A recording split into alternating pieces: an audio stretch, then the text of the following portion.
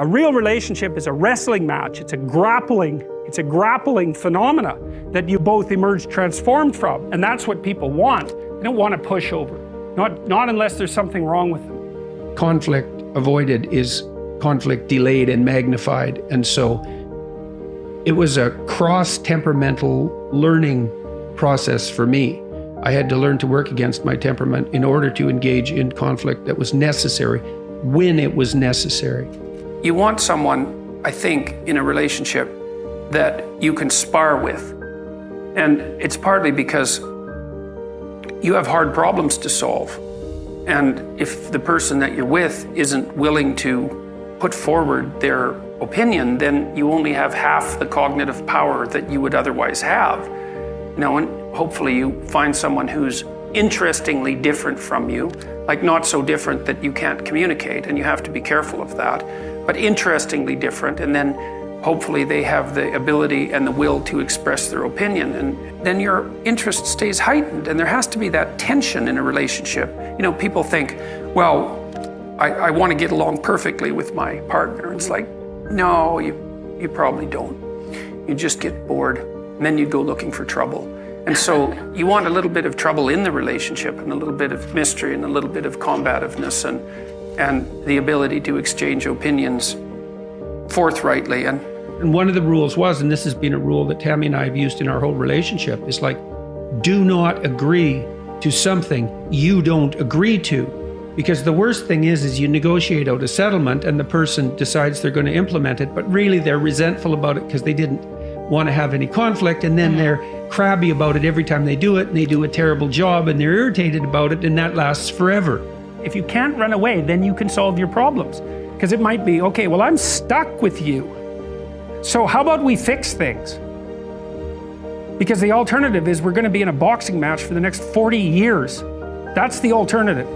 So, and you think you're going to fix problems without something like that hanging over your head? There isn't a chance. You'll just avoid them because that's what people do. I do believe that spark that's outside of voluntary control is a necessary precondition for a long-lasting relationship.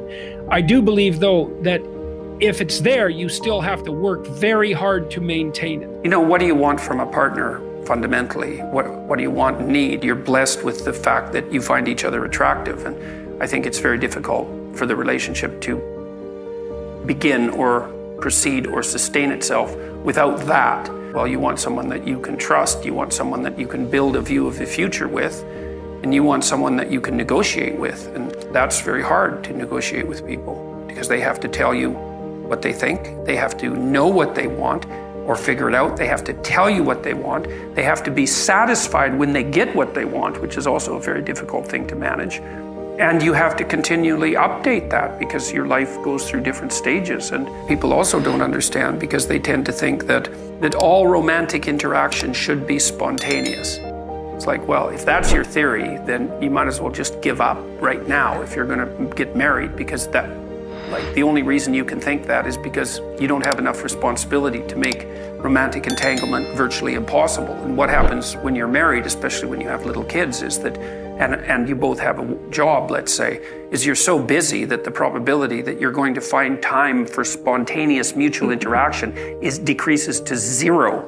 And so if that's what you're hoping for, then you're never going to have it. And so what you have to do is you have to make time for each other. And when you're establishing a relationship, well, you put some effort into it. You decide that you're going to go out for dinner and you dress up to some degree, and you try to present yourself to each other in some halfway mutually acceptable manner. But then people somehow think that once they're married that the same amount of effort isn't necessary, and that's wrong. I would say more effort is necessary on the same front, and you have to think it through. It's like, if you don't want to be bitter about the intimate element of your relationship, how much time do you have to spend together each week? And my rule of thumb, sort of derived from clinical observations, is that you need to spend 90 minutes a week with your partner talking. And that means you're telling each other about your life and staying in touch, so that you each know what the other is up to. And you're discussing what needs to be done to keep the household running smoothly, and you're laying out some mutually acceptable vision of how the next week or the next months are going to go together, right? So that keeps your narratives locked together like a like the strands in a rope. You need that for 90 minutes or you drift apart. And you need to spend intimate time together at least once a week, and probably more like twice. And that has to be negotiated. And if you don't negotiate it, and if you don't make it a priority, then it won't happen in all likelihood. And then, well, then you don't have it. And that's a catastrophe, because there's not that many things in life that are, intrinsically, what would you say, engaging and meaningful and pleasurable and also bonding, all of that. And if you let that go, then, well, part of you dies and part of the relationship dies. And if I offered everything I could to a partner, who would I be? You work on that.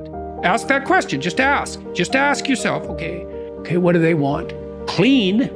That's not a bad start. Reasonably good physical shape. So healthy, productive, generous, honest. The harder you work on offering other people what they need and want, the more people will line up to play with you. And so it's the wrong question. It's like, how can I be the best partner possible? And then you think, well, if I do that, people will just take advantage of me. And that's the non-naive objection, right? Because the naive person's think, well, I'll be good and everyone will treat me right. It's like the cynic says, no, I'll be good and someone will take me out. And then you think, well, what do you do about that objection? And the answer is, well, you factor that in. And that's why you're supposed to be, what is it? As soft as a dove and as wise as a serpent. It's like, I know you're full of snakes. I know it. Maybe I know it more than you do. But we'll play anyways. What's so cool about that is that even though the person you're dealing with is full of snakes, if you offer your hand in trust and it's real, you will evoke the best in them.